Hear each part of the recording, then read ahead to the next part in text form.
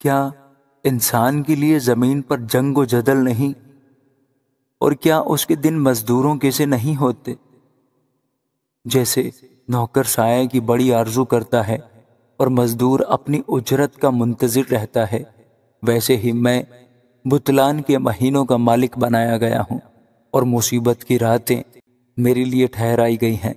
جب میں لیٹتا ہوں تو کہتا ہوں کب اٹھوں گا، پر رات لمبی ہوتی ہے اور دن نکلنے تک ادھر ادھر کروٹیں بدلتا رہتا ہوں۔ میرا جسم کیڑوں اور مٹی کے ڈھیلوں سے ڈھکا ہے، میری کھال سمٹتی اور پھر ناسور ہو جاتی ہے۔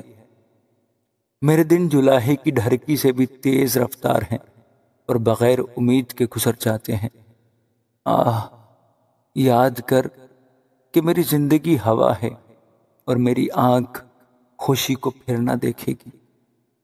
جو مجھے اب دیکھتا ہے اس کی آنکھ مجھے پھر نہ دیکھے گی۔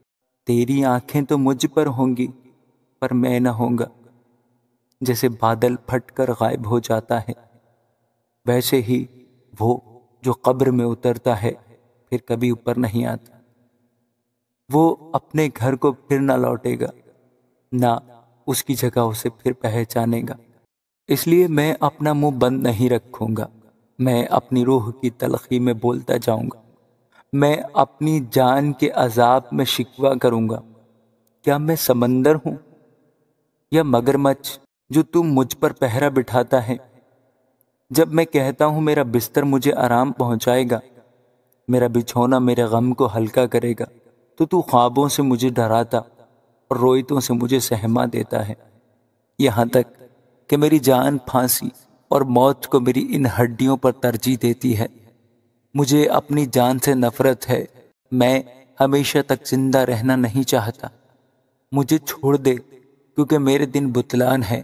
انسان کی بساط ہی کیا ہے جو تو اسے سرفراز کرے اور اپنا دل اس پر لگائے اور ہر صبح اس کی خبر لے اور ہر لمحہ اسے آزمائے۔ تو کب تک اپنی نگاہ میری طرف سے نہیں ہٹائے گا اور مجھے اتنی مہلت نہ دے گا کہ میں اپنا تھوک نگل لوں؟ اے بنی آدم کے ناظر، اگر میں نے گناہ کیا ہے تو تیرا کیا بگاڑتا ہوں؟ تو نے کیوں مجھے اپنا نشانہ بنا لیا ہے، یہاں تک کہ میں اپنے آپ پر بوجھ ہوں؟ تو میرا گناہ کیوں نہیں معاف کرتا اور میری بدکاری کیوں نہیں دور کر دیتا؟ اب تو میں مٹی میں سو جاؤں گا اور تو مجھے خوب ڈھونڈے گا پر میں نہ ہوں گا۔ آمین۔